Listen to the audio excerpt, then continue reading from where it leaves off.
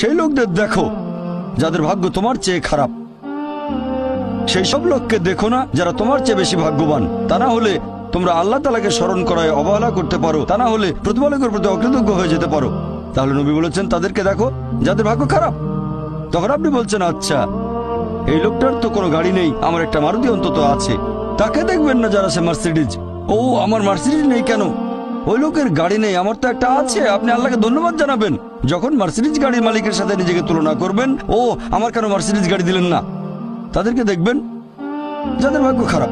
তাহলে আপনি আল্লাহ সুবহানাহু ওয়া তাআলাকে স্মরণ করছেন, আর এটাই বৈশিষ্ট্য মানুষের।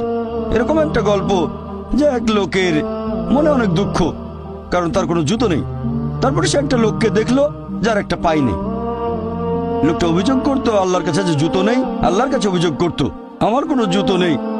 তারপর সেই লোকটাকে দেখলো যার একটা পা নেই। তখন সে আল্লাহকে ধন্যবাদ জানালো, আমার অন্তত দুটো পা আছে।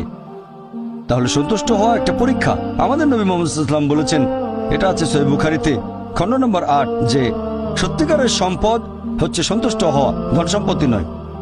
সত্যিকারের সম্পদ হলো সন্তুষ্ট হওয়া, পরিতুষ্ট হওয়া। আপনার যা কিছু আছে সেটার জন্য বলবেন আলহামদুলিল্লাহ, সকল প্রশংসা আল্লাহর।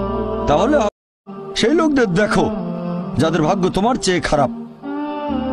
সেই সব লোককে দেখো না যারা তোমার চেয়ে বেশি ভাগ্যবান। তা না হলে তোমরা আল্লাহ তাআলাকে স্মরণ করায় অবহেলা করতে পারো, তা না হলে প্রতিপালকের প্রতি অকৃতজ্ঞ হয়ে যেতে পারো।